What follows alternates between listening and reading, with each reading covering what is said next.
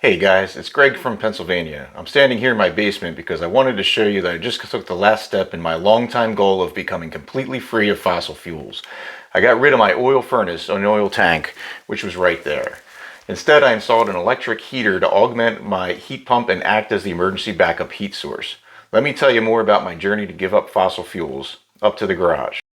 Back in 2014, I got my first electric vehicle, which was a Zero motorcycle.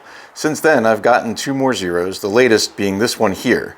Of course, I've also gotten into electric cars as well. Currently, this is my Tesla Model 3, and I've just confirmed my F-150 Lightning order, and I'm still waiting on my Rivian R1S. And this is my wife's Ford Focus Electric. I also have this Varla dual motor electric scooter, which I use to get around town during the summer. I've been slowly migrating all of my lawn equipment over to electric as well, including my chainsaw, leaf blower, weed whacker, and my riding lawnmower.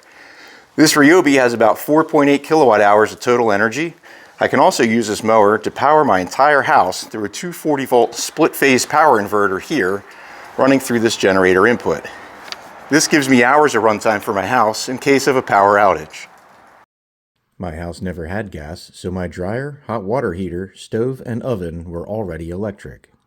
Last summer, I installed some electric fireplaces. These are some cheap 120 volt units that I got off Amazon, but I'm pretty happy with them overall. I've also gotten rid of my propane garage heater in favor of this 240 volt electric heater. I've even gone so far as to replace my lighters with these battery-powered USB rechargeable units. However, I don't have any candles to light, as I now use these little battery-powered lights instead. All of these electric tools, heaters, and appliances are powered by my 17 kilowatt solar system.